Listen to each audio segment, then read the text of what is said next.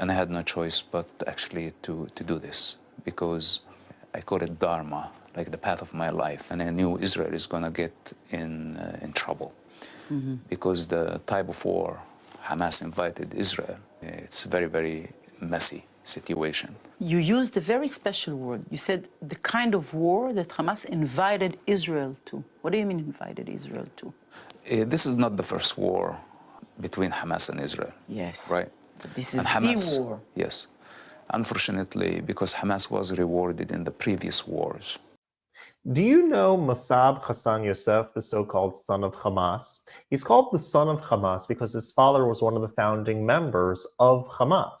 And he left the fold of terrorism, converted to Christianity, and has been an outspoken voice for many years at this point against Hamas ideology, against those that are terrorists and fighting against Israel and Jews and Western civilization. So take a look over here at this mini documentary, this interview, which plays a lot of his sort of greatest hit moments on different news outlets and whatnot. So we'll watch this clip together and then talk about it. But first, hit that subscribe button over there in the corner. We'd love to stay in touch. Check this out.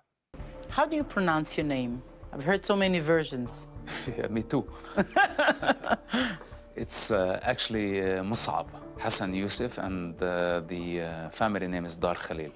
Dar Khalil? Dar Khalil. Yani you are from Khalil originally? No, actually it's just the family's name. In fact, this is not my name today, but the people know me like this. I prefer not to reveal it to the public, just for privacy. So you have another name today?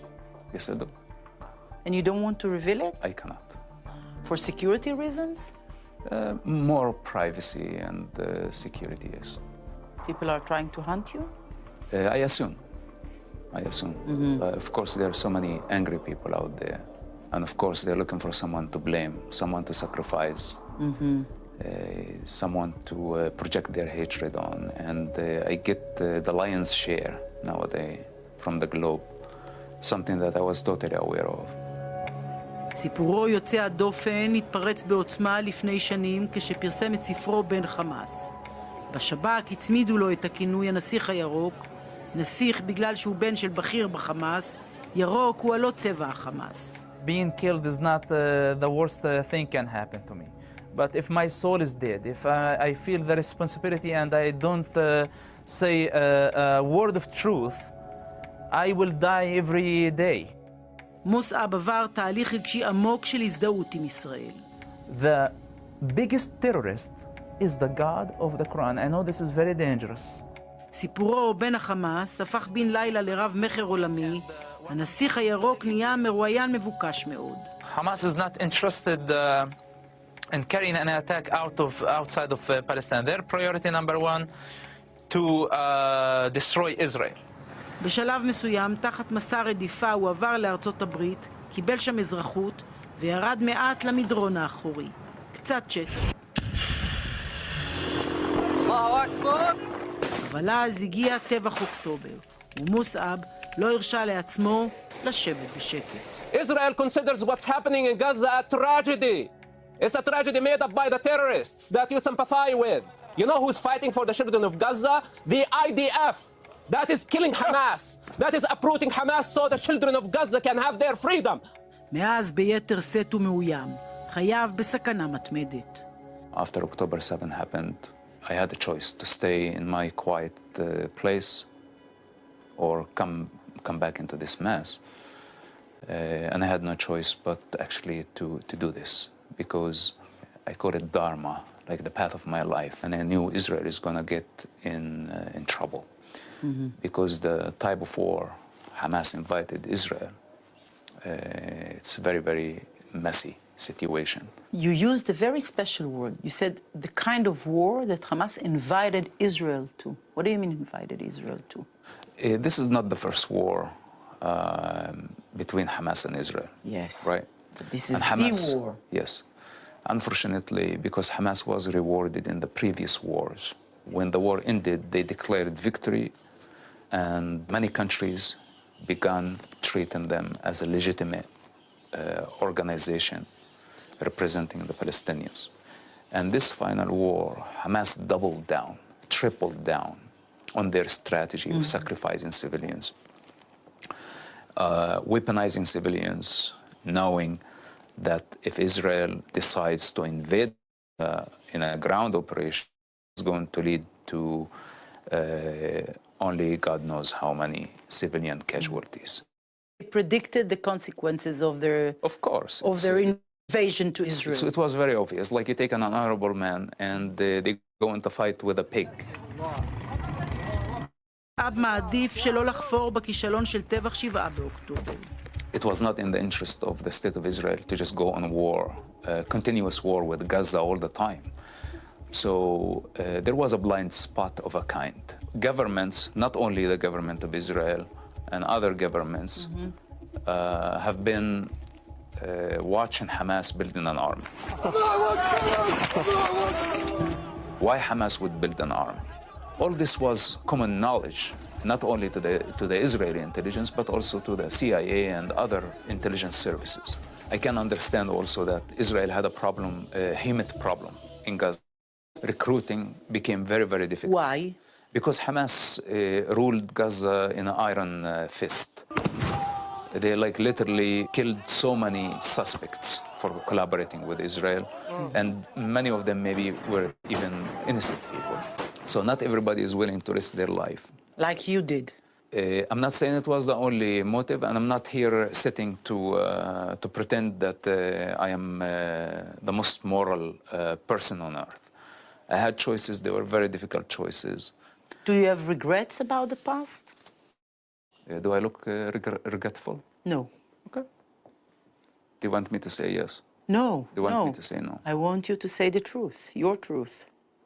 I wouldn't change anything. You miss your family? Not really. משפחתו של מוסעב עדיין מתגוררת באזור המעלה. הקשר מנותק לחלוטין. מי כמוהו מכיר את הארגון הרצחני הזה ואת כוונותיו. Do you think that this kind of an attack can come from the West Bank, from Daf al-Gharbiyah to Israel, as it came from Gaza? I cannot cancel any possibility after October 7. There are thousands of armed people in the Palestinian Authority. I consider them as a dangerous entity. I don't trust them. הוא כועס מאוד על הקרע שבתוכנו. מהאויבים אין לו ציפיות, אבל על אלה שבינינו שמעזים להאשים את צה"ל, הוא רותח. This is something I understand to hear it from the pro-Palestine in Europe, which mostly Muslims, influenced by Muslims. I understand their hatred. But when I see some people here in Israel, Jewish people, who know the nature of the IDF and how they do the job, accusing the soldiers who have been risking their lives to defend the nation, not only the government, not only the state of Israel, but the Jewish nation worldwide. This is what the IDF doing. Okay, you have your issues with the government. At least don't use such device. Like in a time of war, this appears to me more of a treason. This is a very serious accusation. It's not acceptable, helping the enemy. And these people need to wake up. It's a big war of legitimacy. The failure in Gaza will have deadly consequences because this is what Hamas wanted from the beginning. When they took the hostages, when they used their own children as human shields, knowing that this is going to delegitimize Israel. So why help them? I am Palestine, and I say it's enough of Hamas. It's enough of the corrupt leaderships that they are killing our people, misleading them to hell. You never been to Gaza, you don't know what you're talking about, so sit down. הוא חושף את עצמו באין ספור ראיונות, מתגושש בעוצמה עם המראיינים, מראיינים שאין להם מושג ירוק מיהו החמאס. She's been there only for a visit, and maybe she had some falafel sandwich, you know, and she really was blown away of the Palestinian experience. There is no such a thing as Palestine. אבל יש להם צופים, ובכך הופך את עצמו למטרה לחיסול חלילה. Since October 7, I personally don't differentiate between Hamas and what's so-called Palestinians. Because actually there is no Palestinians. If they did not have Israel as the common enemy, they would kill each other. What is the alternative? To put a big smile on my face and pretend like nothing is happening while the hostages are dying slowly? You know, look at me. I'm not that far also. I'm just skin on bone as well. You have to live it. You have to be with them in order to represent them correctly. And I'm not the savior of the Jews. I don't pose as that. I never thought I would become famous in Israel. 10 years I was working in secret. Nobody knew about my existence. Revealing my existence, I put a death sentence over my head. Now I cannot walk freely in the United States anywhere without being chased by fanatics and pro-Palestine terrorists. Europe is not safe. Even recently, I was in Southeast Asia, and Southeast Asia also is not safe. Wherever I go, people recognize my face. And I know it's just a matter of time before they're going to get me. And I have no regrets. I'm not afraid of them. I'm not afraid of dying. Everybody is going to die eventually. But we have lots of work to do first. If there is anything that I worry about in this war, I know that we can defeat Hamas, and I know that we can change the narrative, and that we can change it to our favor. It's just a matter of time, but we need unity. Hamas is counting on division. The all anti-Semites and the all anti-Israel, they are counting on the collapse of the government. I'm not a big fan of politicians. It's not the time to change governments. It's not the time to let the government collapse, because this is a clear message that we have failed and Hamas is succeeding. It's not their business to interfere with the Israeli democratic process.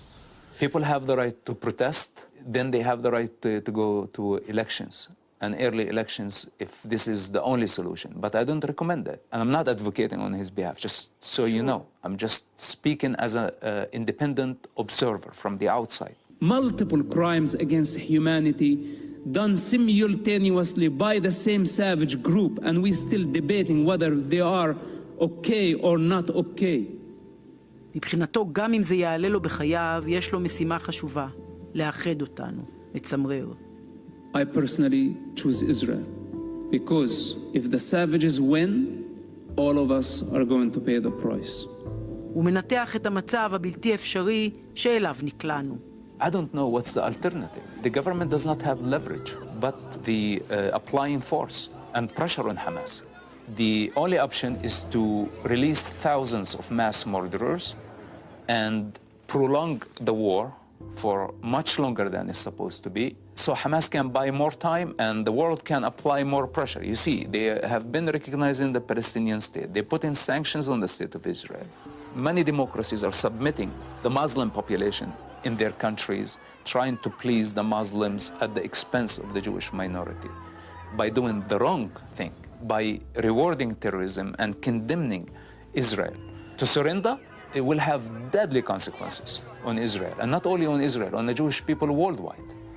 But if we continue this fight for as long as it's going to take, then all the terrorists and their sympathizers will know that Israel will never surrender to the demand of terrorists.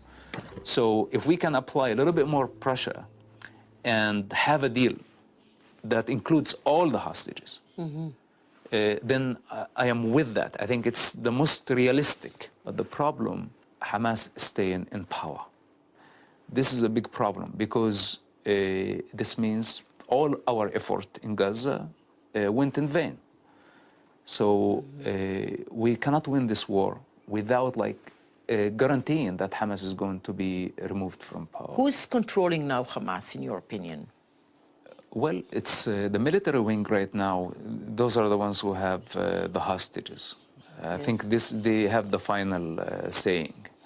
And their fate is connected to the hostages. This is the problem. They know if they return the last hostage, they know that. Yes. It's over. They have nothing left. הוא לא שוגה באשליות. מכיר אותם היטב, אמרנו. מבחינתו, לישראל וליהדות העולם יש ברירה אחת בלבד. ופה חייבים להבין זאת. If Hamas proves itself to the rest of the jihadis around the world that their method worked, is going to be the end of civilization. Instead of protesting against the government, why don't we protest against France that is recognizing a Palestinian state, rewarding terrorists? Why aren't we protesting against other embassies? You believe that it's possible? You mean to defeat Hamas? To defeat Hamas. It is possible, but we must do what it takes. We need to be more patient, and we need actually to be resilient. When Hamas look at us and see that we are united and we are determined, that we are not going to give up because of this psychological warfare, that we are going to fight all the way, and no matter how it's gonna take. And the hostages are very important to us, but also the victory of the Jewish people on a global level, defeat will have deadly consequences on the Jewish people worldwide. This is my biggest concern at this moment. And defeat could happen only if we continue to be divided. Thank you very much. It was very interesting. Thank you for understanding this. This is a priority right now. Okay, we have a lot more important job than just blaming each other and blaming ourselves. We really need to stop doing this. I know it's a Jewish way, and I appreciate it because this is what makes the Jewish people amazing, and this is why I trust that this nation is a very, very special nation. And this is why, with all the attack against me from pretty much everybody in the world, I don't mind it because I'm investing my energy in people that I love and I care about, and I feel their pain because there is no separation. I am Israel. And for us to score an absolute victory will put us in such a special place globally. But if we, God forbids, get defeated, or our spirit at least got defeated, then the world is going to come after us. All the best. Thank you very much. So just to reiterate a few of the things that he said, first of all, he said that the Jewish people are a very special nation. Secondly, he said that when it comes to us winning the war, if we are together, if we are united, if we're not divided, then we will win the war. Very wise words indeed. And the third thing that he said, I think that's important for people to know, is the delusion that is the two-state solution. When he was asked whether or not he would bet on the West Bank, the so-called West Bank, if such an attack like October 7th, just like it came from Gaza, if he would expect it from the West Bank, he said that he's open to anything, the possibility of anything after October 7th. And so the idea of a two-state solution, even the discussion of it at this point, is so insane and ridiculous because not only what would the borders look like, how would they be drawn up, but who exactly is this other state that is being negotiated with, that's being discussed with? The outright terrorists of Hamas, or the sort of silent terrorists that are in the West Bank that pay for slay to families that of people that commit terrorist activities against Jews in Israel? And so a lot of wise words from Mosab's, some of his greatest moments. And if you like this content overall, hit that subscribe button over there in the corner. We'd love to stay in touch. Take care.